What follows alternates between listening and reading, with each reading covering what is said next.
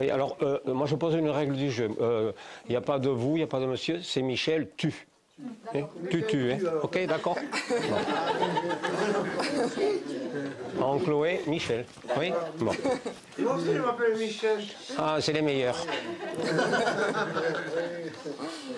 Donc bonjour à toutes et bonjour à tous. On se retrouve aujourd'hui pour une nouvelle émission du micro des Charmettes. Avec notre équipe de journalistes en herbe qui cette fois reçoit donc Monsieur Michel Brasse au sein des locaux de l'association. Merci d'être parmi nous aujourd'hui. Alors avant de laisser la parole aux journalistes, est-ce que vous voulez bien vous présenter rapidement? Moi? Oui, s'il vous plaît. Me présenter. Je vais avoir 78 ans. Eh oui. Ah tiens, c'est vrai. La première course à pied que j'ai faite, je l'ai faite Sainte-Afrique, Saint-Rome de Cernon, à 20 ans. Et j'ai arrêté de courir à 72 ans. Vous voyez, j'ai couru pas mal. Donc, alors, tous, on va être sérieux là. Non, donc, moi, je suis né à Gabriac. Vous voyez où c'est Gabriac, non? Hein? À côté de l'Essac, voilà. Et puis, j'avais un papa qui était forgeron. Vous voyez, un marchand qui travaille le fer. Il y avait une auteur qui s'appelait Gabriac aussi. Ah non, ouais, c'est pas ça. Et donc, mes parents, ils sont montés à l'Aïole. Pas la Guiole, l'Aïole, d'accord, l'Aïole. Attention, je vous relèverai. Hein. Là, et puis ils se sont installés là-haut, et puis ma maman, elle a ouvert un restaurant après pour accompagner l'activité artisanale de mon papa, qui n'était pas très... ils étaient trois sur le village, bon, il ne gagnait pas bien sa vie. Donc, ma maman a ouvert un restaurant, et puis moi, après, j'ai fait des études. J'étais l'aîné d'une famille de 3 enfants. Et ma maman a eu des problèmes de santé quand j'étais en 3e, quand j'ai terminé ma 3e. Et je suis rentré à la maison parce que c'est l'aîné qui se sacrifiait pour aider la maman. Moi, je rêvais d'une carrière scientifique. Or, bon, je suis en partie compensé parce que moi j'ai 2 garçons. J'en ai un qui a repris le restaurant et puis l'autre il est à Airbus. Donc je vole avec lui. Voilà. Voilà. Bon, alors je suis né là-haut. J'ai épousé une fille du pays qui est fille d'agriculteur qui faisait préparatrice en pharmacie. Je l'ai accaparée, elle est toujours avec moi, vous vous rendez compte? Bon, et on s'est connus, ça fait 60 ans, voilà. Et voilà, et donc on a monté un restaurant d'abord à l'Aïole, après sur une montagne, on en parlera peut-être tout à l'heure. On a passé l'entreprise à Sébastien et à son épouse Véronique, il y a à peu près 20 ans. Aujourd'hui j'ai un grand jardin où je fais des cueillettes pour Sébastien le matin. J'y étais ce matin à 6 heures, on a fait à peu près 100 barquettes. Voilà, c'est à peu près. À côté de ça, j'ai 4 petits-enfants qui sont grands maintenant. La plus grande a 23 ans et le plus petit 15. Voilà, j'ai résumé en 3 mots. 4.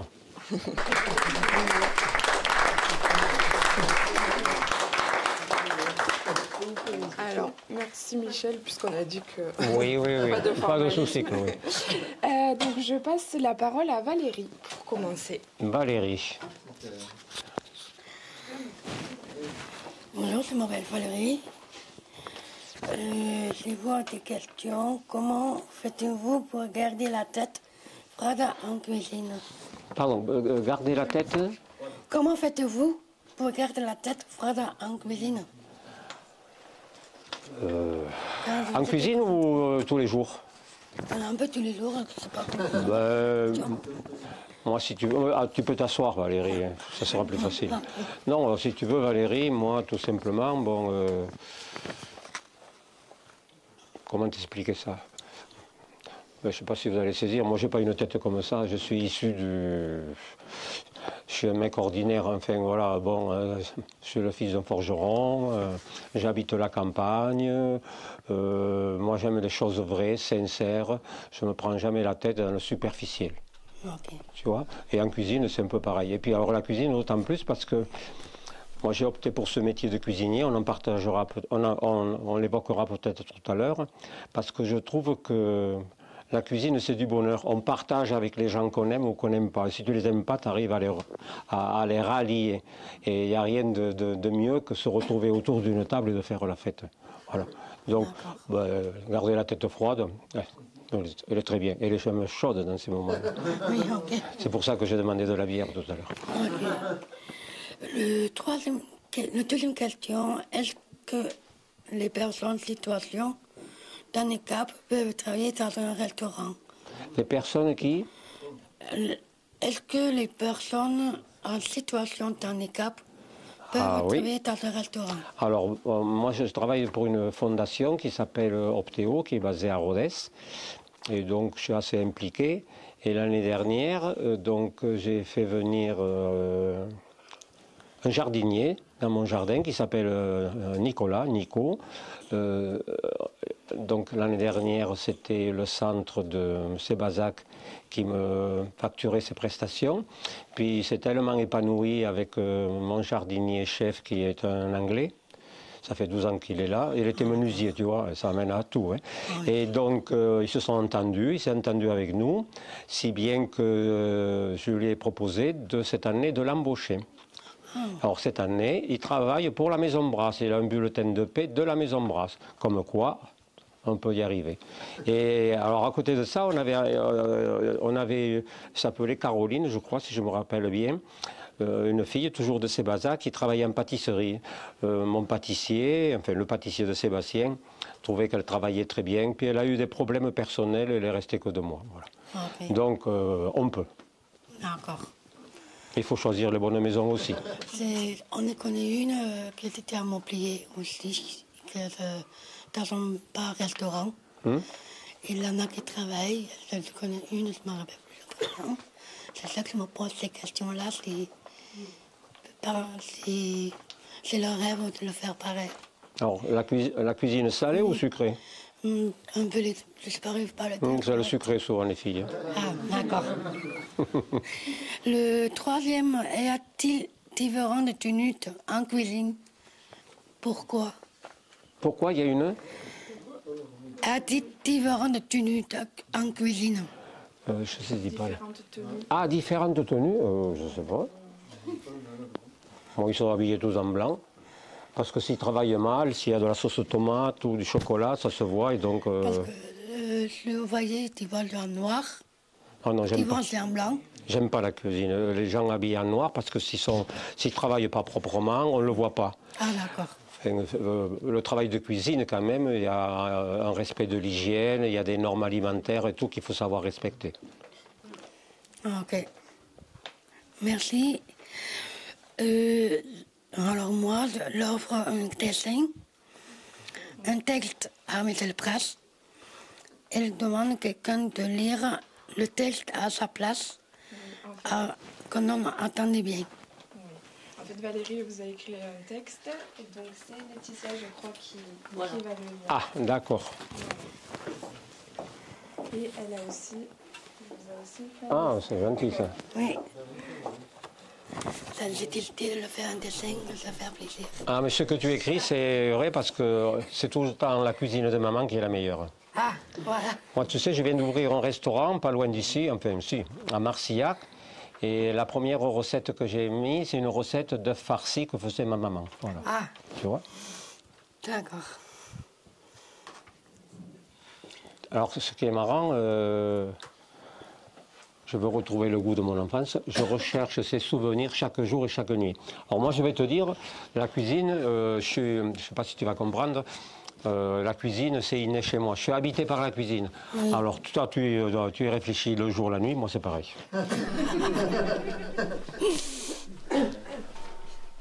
Ah, c'est pas des fondants, hein, c'est des coulants. Hein. Là, je vais te tirer l'oreille. Merci beaucoup. Mais de rien. Je suis très touché. Oui. On peut le lire à tout le monde, s'il n'y a pas de... Ah, voilà, je voulais lire le... Ah, ben je l'ai lu, bon, tant pis.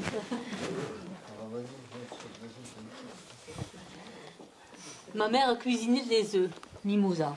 Sa recette est la meilleure. C'était la meilleure des mamans. Je veux retrouver le goût de mon enfance. Je recherche ces souvenirs chaque jour et chaque nuit.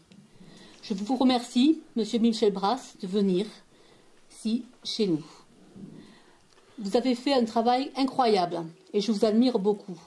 Si j'étais chef cuisinière, moi aussi je préparerais les fondants au chocolat. C'est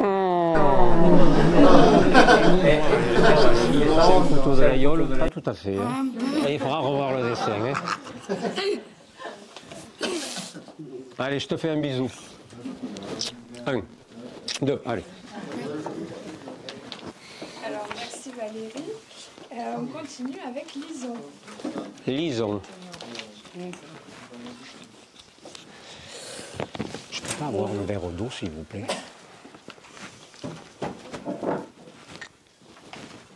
Bonjour. Avec quel produit vous cuisinez pour proposer des menus aussi élevés? Alors, c'est une bonne question. D'abord, on prend les meilleurs produits. Et puis, bon, c'est une cuisine élaborée et il y a beaucoup de monde. Sébastien, il fait 45 couverts à chaque service et ils sont 60 à travailler. Donc, alors, il faut savoir, alors mettons si on prend le légume, ce matin pour cueillir la cueillette on était 8 et quand ils préparent le gargouillou, ce plat que j'ai mis en place dans les années 80, ils sont à peu près 12 pour trier les herbes, les fleurs, les légumes et tout. Voilà, c'est parce qu'il y a de la main d'œuvre derrière. D'accord. Utilisez-vous des produits qui viennent de l'étranger? Oh, quelques épices, non pas forcément. Enfin, bon, on a... Notre approvisionnement se fait surtout autour du restaurant. Hein. La viande vient de l'Aveyron, l'agneau vient du côté de Cap-de-Nac, de Rignac. Les légumes, on a des maraîchers sur la vallée du Lot. Moi, j'en produis un peu aussi. Bon, après, il n'y a que les épices. Hein, et encore, au jardin, j'ai le poivre de Sichuan. Voilà. Oui. On arrive à cultiver certaines choses. Bon, le poivre Sichuan, bon, on dit poivre, mais en réalité c'est un agrume. Ça a des parfums d'agrumes. Et on s'en sert pour mettre dans les plats. D'accord. Merci Lison. Donc maintenant à Patrice. Bonjour, je m'appelle Patrice. Oui. Vous faites du sport, Patrice? J'en faisais. Ah, ça j'aime bien quand on dit ça. J'en faisais. La pétanque, non? Ah oui, mais moi je connais pas. Je suis pas bon. Ouais, ça. je faisais la pétanque et le foot. Ah, et le le foot. tir à l'arc aussi. Ah, le tir. Ouais, le tir à l'arc aussi. C'est dangereux, ça, non? Hein? C'est pas dangereux, non? Non, ça va, non, ça va. Ça va. Il faut respecter les règles de sécurité, c'est tout. Bon. Alors, je m'appelle Patrice. Oui. Et je voulais vous poser la question. Comment gardez-vous le stress pendant le service? Ah, ça c'est une bonne question. J'ai répondu en partie tout à l'heure. Moi j'étais tout le temps stressé. Alors c'est ce qui m'a fait avancer, je doutais. Ouais. Mais le stress, je le combattais en allant courir l'après-midi. Ah d'accord. Je courais tous les jours. J'ai couru pendant 50 ans. Ah d'accord, ouais. Alors ben, c'est facile, chez nous il y a des bois, on va courir pas avec les ours mais avec les cerfs, avec les lièvres, enfin tout ça. Non, non, voilà, c'était mon bonheur. Ah, parce que quand on court, il arrive un moment où on sécrète une espèce d'enzyme qui s'appelle l'endorphine et tu es un peu shooté. Je préfère ce shoot que celui-là. Hein. Ah d'accord, Et bon, tu t'élèves, tu es dans ton paradis, c'est un lieu où je me plaisais beaucoup. Ouais, d'accord, est-ce que la cuisine, c'est difficile? Non. Non? Il faut aimer ce que tu fais, c'est comme tous les, comme tous les boulots. Ouais. Ah d'accord. Il faut être gourmand quand même. Ouais. Est-ce qu'on peut se régaler quand on a du diabète? Oui, bon, il y a une cuisine qui est adaptée. Moi, j'ai fait un travail à un moment donné sur des enfants qui étaient atteints de diabète type 1. J'ai fait un travail qui n'a pas donné suite après parce que bon, les entreprises avec qui je travaillais n'ont pas voulu suivre. Mais non, il y a des possibilités. Bon, c'est un peu plus restrictif, mais bon. C'est plus difficile, hein? Oui. Parce qu'il faut faire attention au dosage, peut-être, non? Oui, un peu tout ça, oui. Ah d'accord. Voilà. On y arrive. Merci. C'est à qui?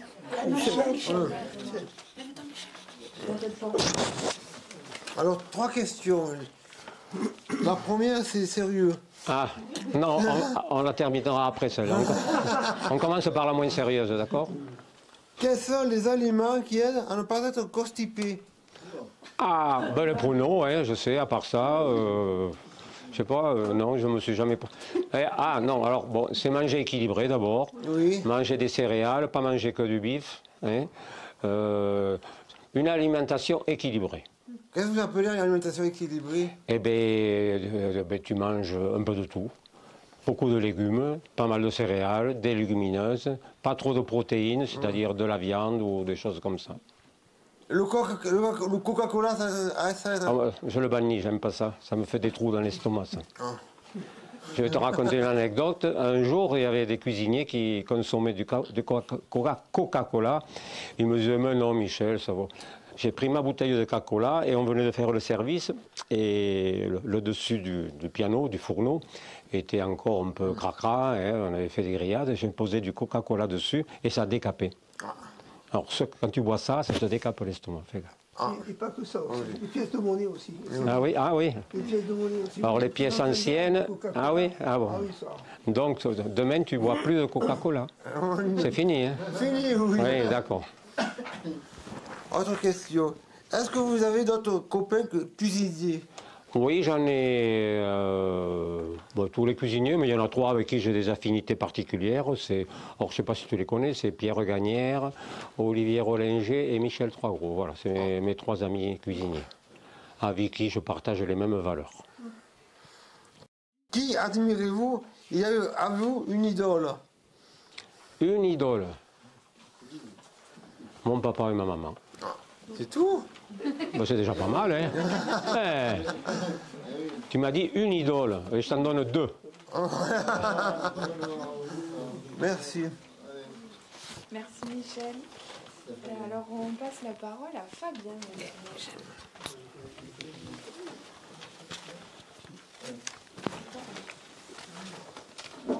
Voici ma question. Combien de personnes travaillent dans votre restaurant? À La Yole, c'est 60 ou 70. À Paris, c'est pareil. À Rodez, c'est une vingtaine par là. Voilà. Et aussi, comment se déroule le service là-bas? À quel endroit? Dans les restaurants. Le restaurant, donc si tu veux, il y a d'abord, on respecte énormément les horaires, nous, donc il y a des équipes, du matin, du soir, ça dépend. À Paris, c'est ça. Il y en a une équipe qui commence le matin, qui arrête au milieu de l'après-midi, et puis il y en a une autre qui prend le relais. Et donc, la mise en place d'une équipe de cuisine, ils arrivent, c'est la réception des produits, contrôler les poids, la qualité, le nettoyage, et puis après la mise en forme, les pré-cuissons, et la cuisine qu'on fait au Suquet, c'est une cuisine de l'instant, c'est-à-dire qu'il n'y a rien qui est préparé à l'avance. Il y a, la commande de la salle arrive sur des bons comme ça. On dit, je sais pas moi, 3 gargouilloux, 2 rougets, une brebis. Chaque fois, il y a des postes appropriés qui vont s'accaparer la commande et qui vont préparer au fur et à mesure. C'est pour ça qu'on est si nombreux. Rien.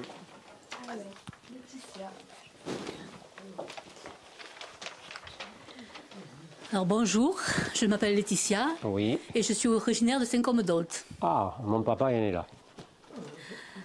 Donc ma question était celle-là. Quand vous préparez une assiette, comment imaginez-vous le visuel?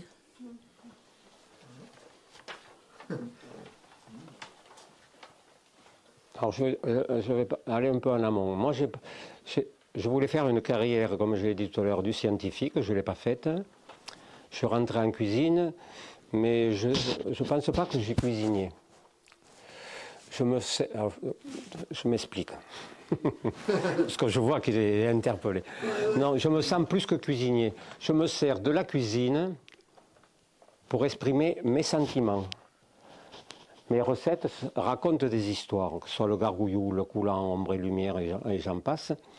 Comme un peintre a une toile et des pinceaux, comme un musicien il a un instrument de musique et une partition. Moi, c'est le produit qui me sert pour poser une histoire dans l'assiette. Et le visuel, pour moi, ça coule de source. Enfin, je ne sais pas, c'est du bon goût. Alors, moi, j'ai une approche un peu spéciale du dressage de l'assiette. C'est que souvent, Il y a comme des coups de pinceau sur le bord de l'assiette ou des choses qui sont en aspérité qui interrogent le regard. C'est pour aider à la lecture de l'assiette. Qu'est-ce que vous appelez la lecture de l'assiette? Ce que j'appelle la lecture de l'assiette, c'est-à-dire que si je te mets une tache rouge sur le bord de l'assiette, la couleur rouge va t'interpeller. Donc tu vas commencer à goûter celle-là avant d'aller au reste. Ou une texture ou des choses comme ça. Voilà. C'est une mise en condition. Et ma seconde question, c'était, est-ce que vous la composez comme un tableau? Bon, dans finalité, on le dit, mais non, mon but premier, c'est pas ça. Hein, c'est faire quelque chose qui soit attrayant, appétant, goûteux. Enfin, ça, je vais revenir, quand tout à l'heure on a parlé de l'idole, du papa et de la maman. Là, mon papa, il m'a appris le sens de la rigueur du travail. Parce que c'était une époque, c'était pas la soudure à l'arc, c'était la soudure à la plaque, enfin, t'as pas connu ça. Et ma maman avait le sens du détail. Des petites choses que les mamans savent faire et qui peuvent rendre une journée joyeuse ou autre. Ma maman, elle avait 96 ans, si elle ne mettait pas le rouge à lèvres tous les jours, elle n'était pas contente. C'est des petits riens ça, mais tu vois, elle avait le sens du beau et de l'équilibre alors, dans les assiettes qu'elle faisait, c'était ça. Les mamans, en règle générale, ben, elles faisaient ça le dimanche souvent, c'est qu'avec 3 fois rien, elles arrivaient à faire la fête autour de la table, à réunir leur famille, à faire quelque chose de joyeux qui réunissait tout le monde, on était contents, voilà, c'est ça. Décorer voilà, ouais. Mais ça coule de source. Donc voilà. Donc pour ma part, j'ai fait des recherches et je voulais vous interpréter une chanson qui vous corresponde. Ah bon? J'espère qu'elle vous plaira. Il s'agit de Mon Aveyron, d'André Roque. Ça c'est bon, je peux tenir. Merci.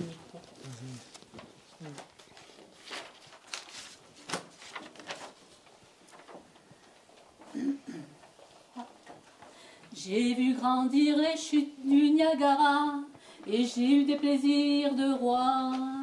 J'ai admiré les merveilles du monde et la vie vagabonde assez. Il est un coin où mon cœur me rappelle, beau comme une aquarelle jardin.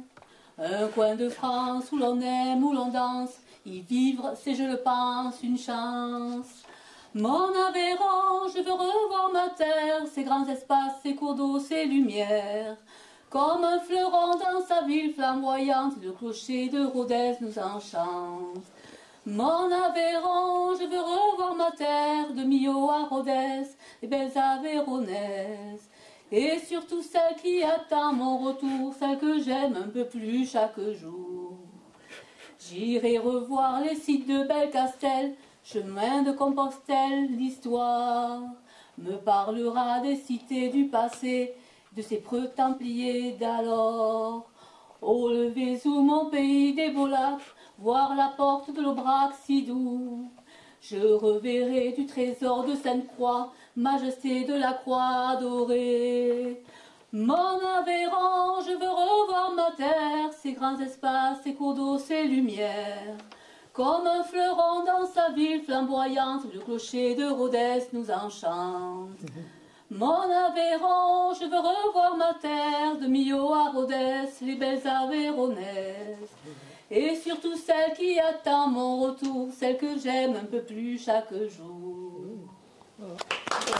Bravo.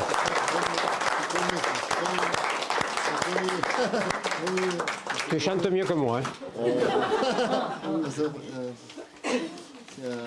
Merci beaucoup. Merci à vous. Merci Laetitia. Maintenant, on passe la parole à Colline. Bonjour à tous, je m'appelle Colline. En quel âge vous avez commencé ce métier? 17 ans à peu près.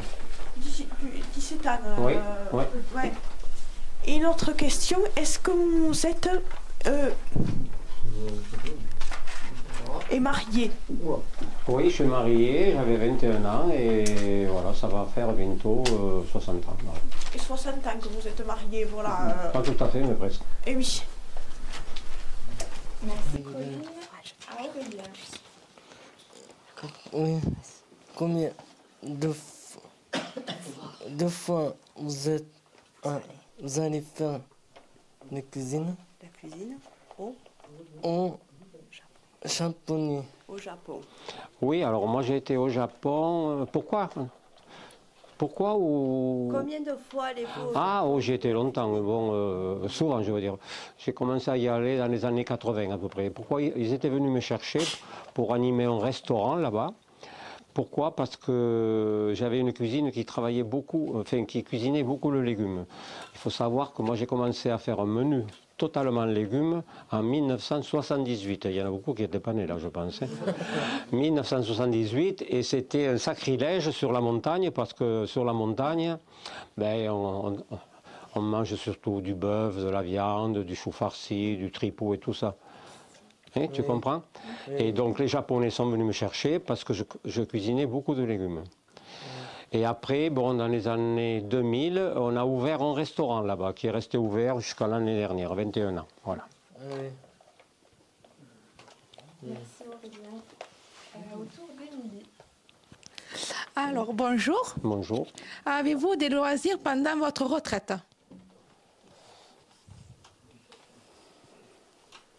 Qu'est-ce qu'on entend par loisir, voilà? Pour moi, c'est un loisir aujourd'hui, voilà. Parce que je ne sais pas si je suis à la retraite, je devrais l'être, mais je suis habité par un sentiment, c'est aimer l'autre. Donc quand Loïc, je ne sais plus où il est, il m'a demandé de venir pour participer à cet échange-là, ben, je n'ai pas su dire non. Comme tout à l'heure, je vais sur le toit faire une chose, comme quand je vais dans les EHPAD, enfin, dans plein d'endroits comme ça, où bon, je donne de mon temps. C'est ma vie, c'est partagé avec l'autre. Sinon, attends, si, bon, j'ai fait la course à pied jusqu'à 72 ans, maintenant je fais du VTT. Bon, je sors tous les jours, je fais à peu près 30-60 km. Voilà. C'est pour ça que je suis jeune. Quel est votre artiste préféré? Dans quel domaine? Dans la cuisine. Artiste, je ne sais pas. Bon, tout à l'heure, j'ai cité mes trois amis. Ils ont une expression différente, mais je les respecte, si tu veux, et je les admire parce qu'ils font une cuisine qui leur ressemble. Parce que le problème de la cuisine aujourd'hui, c'est que on a eu une période il y a 10-15 ans où Sébastien se posait beaucoup de questions. C'était un mouvement qui était venu d'Espagne, où c'était une cuisine très spectaculaire, très technique. Et aujourd'hui, et Sébastien à l'époque se posait des questions. C'est au moment où on a fait l'arrangement de famille. Il s'est dit, c'est pas la cuisine que j'aime, pourtant je vais reprendre la maison, qu'est-ce qu'il faut que je fasse? Et donc, il a tenu bon et il est parti dans la cuisine qu'il aimait. Il faut faire attention parce que la cuisine aujourd'hui, elle est partie dans une expression qui ne me convient pas. Tout à l'heure, on parlait de la beauté de l'assiette, je crois que c'est avec toi. Aujourd'hui, il faut faire des photos qui soient belles. Instagram. Mais en réalité, bon, si c'est que du beau, mais moi j'aime bien que ce soit bon, voilà, c'est tout. Oui. N'est-ce pas? Oui, mais avec le bon. Hein? D'abord bon, ça doit être beau. Avez-vous beaucoup voyagé? Ah oui, énormément, oui. On a voyagé beaucoup avec mon épouse, sac à dos. Ah oui, on a fait beaucoup, on a fait 3 fois le Pérou, l'Asie, l'Inde 10 fois. Et alors on a une fascination pour les déserts. Alors, je vais te raconter une anecdote pour te dire que l'Aubrac, c'est le cœur du monde en réalité. Je ne vais pas me faire des copains là, tant pis. Donc, on est dans le sud algérien avec mes 2 enfants qui, alors il y a Sébastien avait 12 ans, aujourd'hui il en a 52, tu vois, ça fait 50 ans. Et on se préparait à un trekking, à marcher dans le désert et on attendait dans une agence notre guide. Et sur une table basse comme ça, il y avait des catalogues et puis je prends un catalogue, les déserts. Pourquoi les déserts? Parce qu'avec mon épouse, qui s'appelle J, on a une fascination pour les déserts. Je te parlerai d'autres choses après. Le désert, on a fait l'Atacama, le Tibesti, enfin, on en a fait plein. Et donc je prends ce bouquin-là, les déserts, et je le feuillette. Bon, il y avait un peu le Wadi Rum et tout ça. Puis le désert vert du monde, c'était l'Aubrac. Alors, tu vois, si j'étais un peu fier. Non, alors je voulais te dire par rapport à ça, sur l'Aubrac, j'ai retrouvé beaucoup Nous, quand on voyage avec mon épouse, c'est sur un sac à dos, mais on va dans les marchés, on va à la rencontre du peuple. Moi, j'aime bien rencontrer les gens. Et donc, mettons, il y a des choses qui m'ont vraiment interpellé, c'est le travail sur le lait. Le lait, c'est rien du tout, hein. C'est pas grand-chose. Mais tu vas en Amérique du Sud, c'est la dulce de leche. Tu vas en Europe centrale, c'est les caillés, les yaourts, le lassi et tout ça. Et je trouvais que dans ces pays, quand tu allais à la rencontre du peuple, tu découvrais une recette de produits. Voilà. Et c'est ce qui me fascinait aussi. Alors après, quand je t'ai dit que c'était le centre du monde, pourquoi? Parce que là-haut, chez nous, dans le temps, il y avait des clôtures en granit, comme ça, qu'on a repris dans le restaurant de là-haut. Et il y a les mêmes clôtures dans le Kerala, dans le sud de l'Inde. On a retrouvé, moi, il y a un truc que j'aime bien, c'est pas de moi, c'est un poète qui s'appelle, le prénom, je me rappelle, c'est Delerme. Son prénom, vous le connaissez? Vincent Delerme. Bravo. Et il dit, trouver de la beauté dans l'ordinaire des choses. Alors, moi, ce que j'adore sur le Brac, tu sais, c'est les clôtures en pierre qui se servent de l'enrochement naturel pour faire les clôtures. Et j'ai retrouvé la même approche, si tu veux, au Pérou. Voilà, des choses comme ça. Ouais. Quel est votre lieu préféré? Mon lieu préféré? Oh, ma maison. Hein. Merci Lily. Alors je peux vous prendre le micro. On va laisser la parole à Damien. Et alors, il me faut vous dire que donc, pour préparer cet entretien, les journalistes ont travaillé, ils ont fait des recherches et ils ont notamment visionné le documentaire Entre les Brasses. Et donc, Damien a une question à poser. Par rapport à ça. D'accord. Bonjour, je m'appelle Daniel. Et j'ai une première question. C'est le gras du lait, est-ce que c'est bon pour la santé? Oui, bon, comme je disais tout à l'heure, enfin, d'abord c'est gourmand. Si tu manges avec gourmandise ou pas gourmandise, ça n'a pas le même impact sur le corps pour moi. Et puis après, bon, moi tu sais, j'ai des souvenirs. Si tu manges équilibré, tout une histoire d'équilibre. Si tu manges que de la peau de lait, bon, il y aura des problèmes. Mais tu sais, une tartine grillée avec de la peau de lait dessus et du chocolat râpé dessus, comme faisait ma maman, ça se donne, voilà, c'est tout. J'ai une deuxième question. Est-ce que vous cuisinez salé ou sucré? Moi, le tout. Il n'y a pas de problème. Moi, j'ai commencé, alors, si tu veux, j'ai expliqué tout à l'heure que moi, j'ai fait... Alors, je ne sais pas si je l'ai expliqué, d'ailleurs. Je rentrais en cuisine par accident. Je n'avais pas envie de faire de la cuisine. Et j'ai fait d'abord de la pâtisserie, parce que dans la pâtisserie, il y a une approche, je ne sais pas si tu vas trop comprendre, mais physico-chimique. C'est très technique, la cuisine. Là, la pâtisserie, tu prends une recette, tu mets un peu plus de sucre, tu mets un peu plus de farine, tu n'as pas le même résultat du biscuit.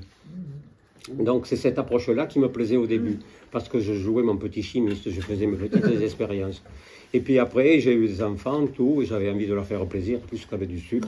Et donc le reste est venu, puis c'est arrivé un moment donné où moi j'avais envie d'exprimer ce que j'avais réfléchi, pensé, rêvé. Parce que moi, la création, au niveau de la cuisine, il y avait deux pôles qui étaient importants, qui m'alimentaient, c'était la course à pied. Je partais avec une pète rave, je revenais avec 3 recettes, ou la photo. La photo, moi je pratique la photo depuis l'âge de 16 ans. Et donc quand tu regardes dans un cadre, tu ne vois pas les choses de la même façon. Voilà. Une question. Est-ce que vous préférez entre la cuisine sucrée et salée, c'est ça? Ouais. Oui. Oh, non, moi il n'y a pas de règle, les deux. La mienne donne le portrait qu'il a dessiné et fait pour le chef. Je te tiens le micro si tu veux, pendant que tu le lui donnes. Attends, qu'est-ce qu'il me dit là? Alors, il va vous donner... Oui, il a dessiné un portrait qui va vous donner... Pour le chef. Oui, pour le chef. D'accord. Voilà.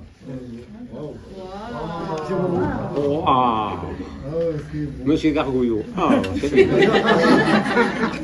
Merci Damien. Ah, il y a de la couleur Gargouillou, hein. Il y a de la tomate, de la courgette. Ah, et ça c'est quoi alors? C'est des légumes. Oui, des légumes bleus, je ne connais pas trop. Là. Ah, c'est la fleur de bourrache, voilà. Alors je vais vous raconter l'histoire du gargouillou.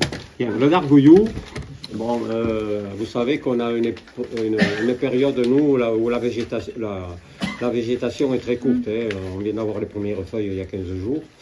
Et donc, et on a une flore qui est très riche. Il a été identifié 1200 espèces au mètre carré. 1200 espèces au mètre carré. Donc moi je cours souvent dans les pâtures, et le gargouillou c'était une vision de ma pâture au mois de juin.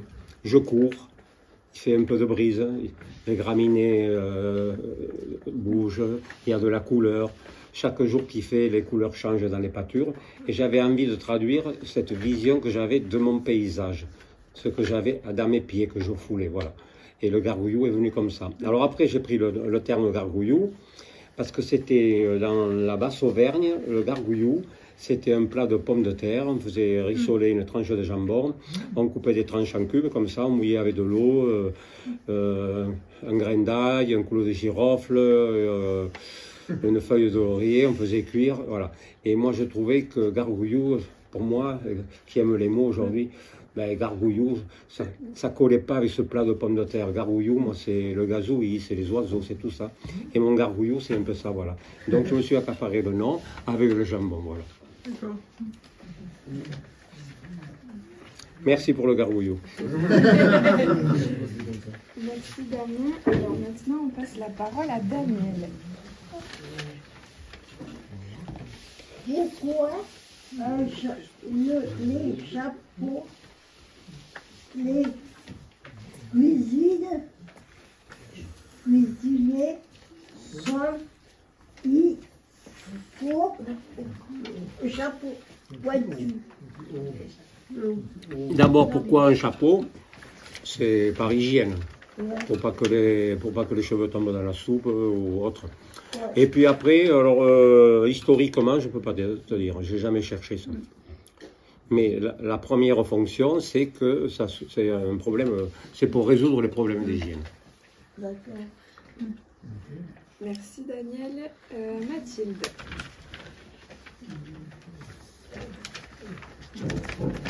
Bonjour, je m'appelle Mathilde. Comment choisissez-vous les produits et les vins? Comment je choisis les produits de l'Aveyron? Non, les produits et les vins. C'est les produits et les vins. Alors le vin, c'était mon épouse qui s'en occupait. Moi j'aime le vin, mais c'est pas moi qui le choisissais, c'était mon épouse. Et les produits, ben, c'est des produits, il faut, bon, quand tu fais le jardin, tu sais les produits qui sont beaux. Alors moi je vais te prendre une comparaison, tu prends, mettons, des aubergines dans un cajot, moi j'aime bien qu'elles chantent, tu vois. C'est-à-dire tu prends des aubergines qui ont été cueillies du matin, quand la peau se fronte entre eux, là, il y a un petit son, voilà. Si elles sont flétries, si elles ont déjà 15 jours, ben elles se taisent. Elles ne bougent pas. Je vis seule en appartement. Est-ce que tu as une recette simple à me donner? Alors la recette simple, alors moi ce que je dis souvent, il faut avoir une poignée d'échalotes et avec ça tu fais plein de choses. Ouais. Faut pas grand chose, ça change complètement. Voilà. Merci Mathilde. Merci. Alors maintenant à Régis. Bonjour, je m'appelle Régis. Quel est mon plat préféré?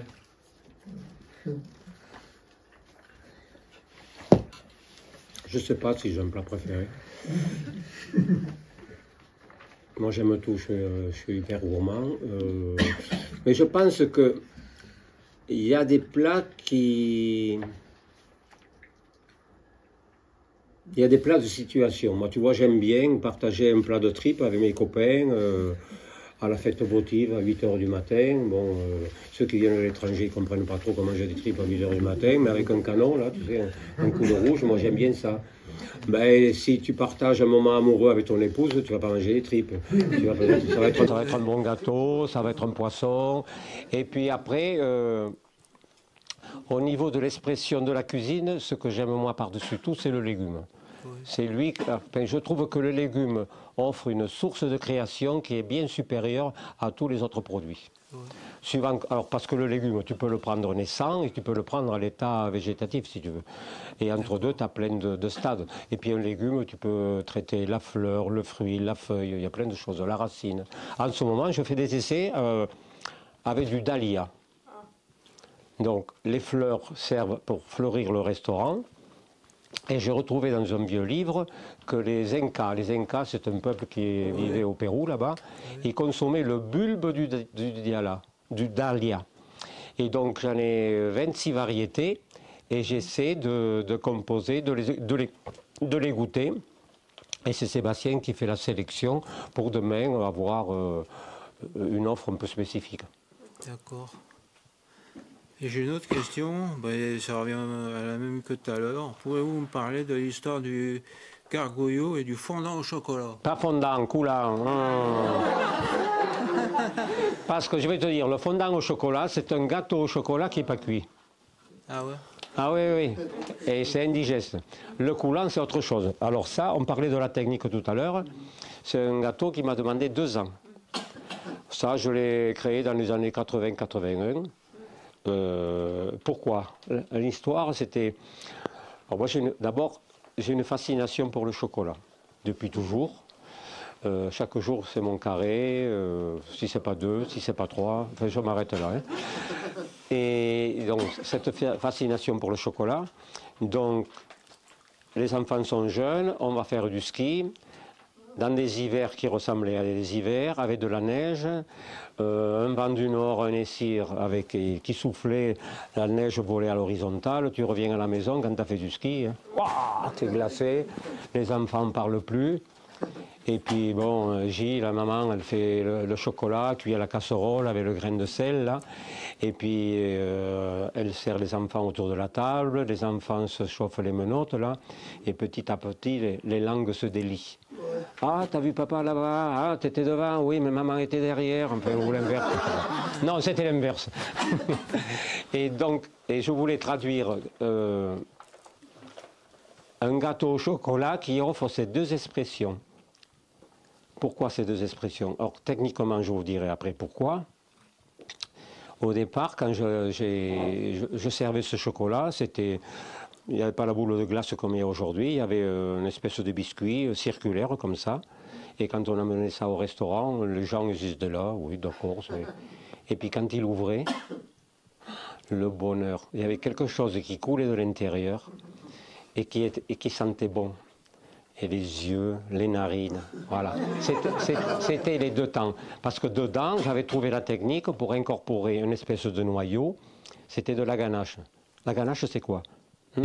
Chocolat, de la crème et du beurre. Ah, d'accord. Tu m'as compris. C'est pas un fondant. Ah non. Ça, c'est un coulant, un vrai. Alors, bon, il faut beaucoup de main-d'œuvre. Tout à l'heure, on parlait du prix d'un restaurant. Pour monter ces gâteaux, c'est tout un travail. Voilà. Et j'ai mis 2 ans pour le mettre au point. Merci Régis. Oui. Je te reprends le micro et on va donner la parole à Frédéric. Bonjour Frédéric.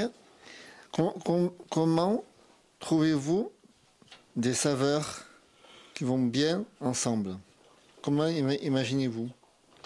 Ça, je crois que c'est un travail de longue haleine qui se fait quand on est jeune.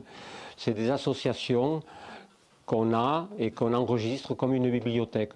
Moi, tu me offres une orange, je sais avec quoi il faut l'associer. Tu me prends une tige de ciboulette ou du thym, dans mon subconscient, je sais que c'est avec ce type de produit que ça va s'accorder, que ce soit cru, cuit ou autre. Voilà. Donc c'est un travail de longue haleine. C'est un travail de longue haleine, une mémoire gustative. Voilà, c'est ta bibliothèque. Et merci beaucoup. Alors on arrive au bout des questions qui ont été préparées. Est-ce que vous en avez d'autres ou pas forcément? Oui. Si moi j'ai une question. Comme moi je vais partir à la Viole au mois d'août pendant 2 semaines, est-ce que vous pourriez me faire visiter votre restaurant? Ouais, mais tu le dis, je sais pas, tu dis à Loïc, là, qui te donne les coordonnées, puis on se débrouille. J'ai envie de visiter votre restaurant, Oui. à la Viole, là, au mois d'août. À la Yole. À la Yole. Oui, mais tu vois avec Loïc, on se débrouillera. Pourquoi vous dites que vous n'aimez pas la cuisine et que, en effet, vous êtes tombé... Non, mais attends, ton prénom dit? Patrice. Oui, j'ai pas dit que... Non, je suis pas cuisinier. Ah, voilà. Je suis gourmand, je me sers de la cuisine pour exprimer mes sentiments. J'aime pas qu'on catalogue ma façon d'être au terme de cuisinier. Dans ma tête, je suis plus que cuisinier, voilà. Ah, d'accord. Vous avez appris par accident la cuisine? Tout seul, oui. Hein? J'ai fait des expériences, oui. Le coulant, je te dis 2 ans. La pâte feuilletée, j'ai dû mettre 1 an et demi. Enfin bon, ça a été un long cheminement, hein, mais bon, avec de la persévérance et de l'envie. Très bien. Ben, écoutez, merci beaucoup en tout cas, Michel Brasse, d'être venu. Non, mais si vous avez d'autres questions, vous ne gênez pas. Hein. Ben, je pense qu'on peut continuer à échanger autour de ces cookies qui ont été préparés. Ici, merci beaucoup. Et de la bière, c'est ça qu'on a dit. Merci beaucoup. Merci à vous.